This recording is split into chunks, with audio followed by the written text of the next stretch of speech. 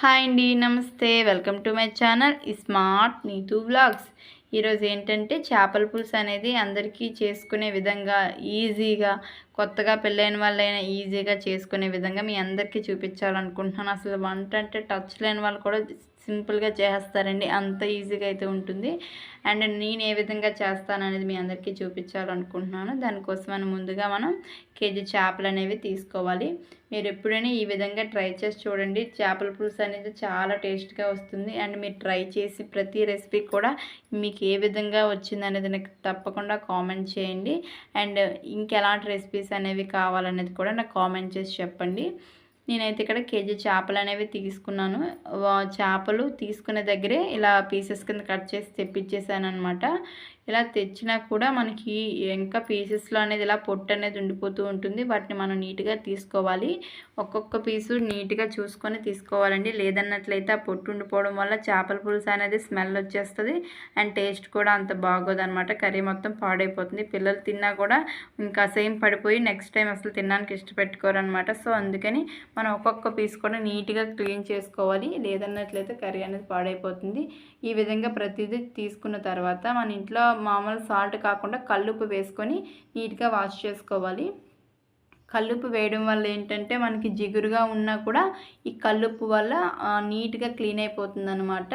So ఇక్కడ నాకు ఆ ప్లేట్లో పీసెస్ అన్నీ నీట్గా క్లీన్ చేయడానికి సరిపోలేదు. అందుకని వేరే బౌల్లోకి నేను ట్రాన్స్ఫర్ చేసుకుని రెండు కూడా నీట్గా క్లీన్ చేసుకోవడానికి వీలవుతున్నట్లు చేసుకున్నాను అనమాట. ఈ విధంగా కల్లుప్పు అంతా వేసిన తర్వాత ప్రతి పీస్ కూడా మన చేతితో ఈ విధంగా ఇలా రుద్దుతూ ఉన్నట్లయితే మొత్తం నీట్గా చేసారు. అంత నీట్గా క్లీన్ అయిపోయింది. ప్రతి కూడా నీట్గా పక్కన పెట్టుకోవాలన్నమాట. ఈ విధంగా నీట్గా క్లీన్ అయిన తర్వాత మనం మ్యారినేట్ చేసుకోవడానికి హాఫ్ టీ స్పూన్ పసుపు, 1 టీ స్పూన్ కారం అండ్ ఒక నిమ్మచెక్క వేసుకొని నీట్గా ముక్కలకి పసుపు, కారం, నిమ్మరసం పట్టే విధంగా కలుపుకొని ఒక 20 మినిట్స్ అనేవి పక్కన పెట్టేసుకోవాలి. ఇందులో సాల్ట్ అనేది యాడ్ చేయట్లేదండి. సాల్ట్ వేయడం వల్ల ఏమవుతుందంటే చేపలు అనేవి నీరు కారిపోతాయి. సో అందుకని సాల్ట్ యాడ్ చేయకుండా ఉప్పు, కారం, పసుపు వేసుకుని ఉప్పు వేయకుండా కారం, పసుపు, నిమ్మరసంతో మ్యారినేట్ చేసుకున్నాను నేనైతే.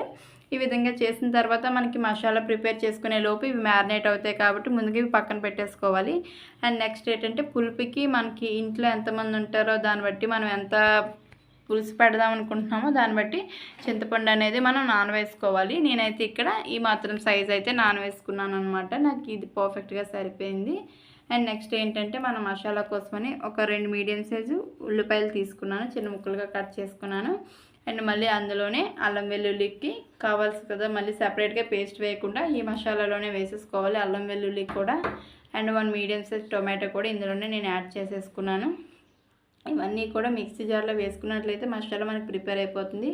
ఇందులోనే 1 టీ స్పూన్ ధనియాలు వేసుకోవాలి.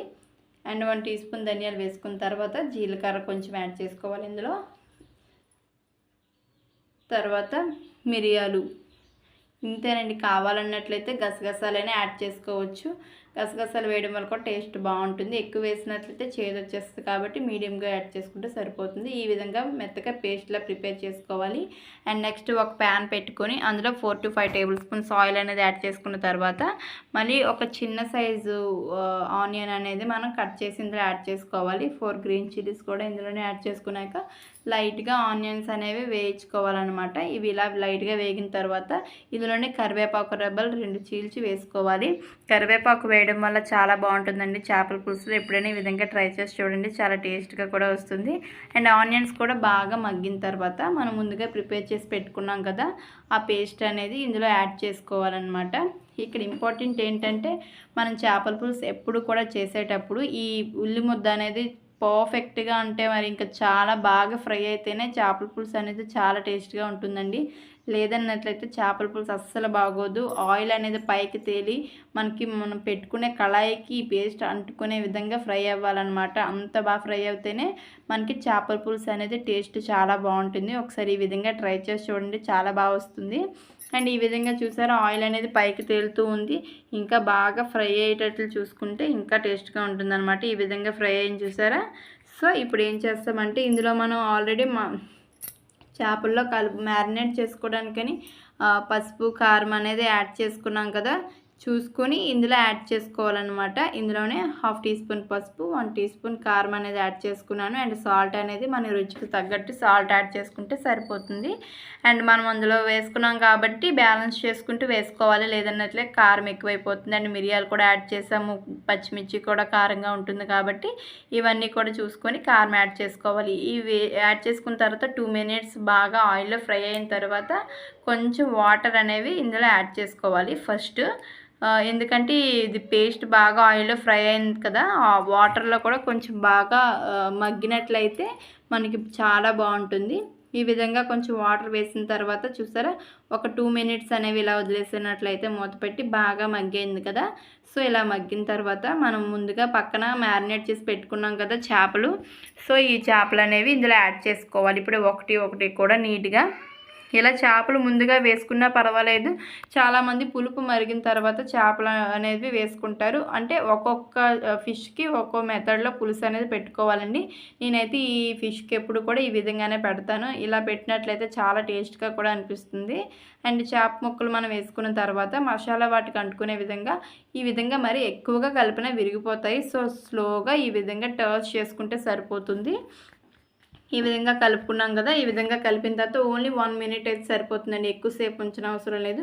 1 మినిట్ ఈ మసాలాలో అలా జస్ట్ తడిచే పీసెస్కి అంటుకునే విధంగా ఉంచిన తర్వాత మనం చింతపండు రసం అనేది వేసుకోవాలి. ఇందులో చింతపండు రసం వేసుకున్న తర్వాత మనకి పులుపు ఎక్కువగా ఉన్నట్లయితే కొంచెం వాటర్ అనేవి యాడ్ చేసుకొని మీడియం ఫ్లేమ్లో పెట్టాలి. హై ఫ్లేమ్లో కాదు, మరి సిమ్లో కూడా పెట్టకూడదు. మీడియం ఫ్లేమ్లో పెట్టి ఒక కాసేపు మనకి తెలుస్తుంది కదా, మరుగుతునేటప్పుడు ఆయిల్ అనేది మనకి పక్కకి ఎడ్జెస్లోకి వచ్చేస్తుందండి. ఆ విధంగా మరిగితే మనకి చేపల పులుసు అనేది పర్ఫెక్ట్గా రెడీ అయిపోయినట్లే.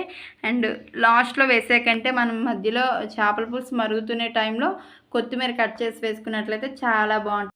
మనకి చేపల పులుసు అయితే రెడీ అయిపోయింది. వీడియో నచ్చితే లైక్ చేయండి, షేర్ చేయండి, సబ్స్క్రైబ్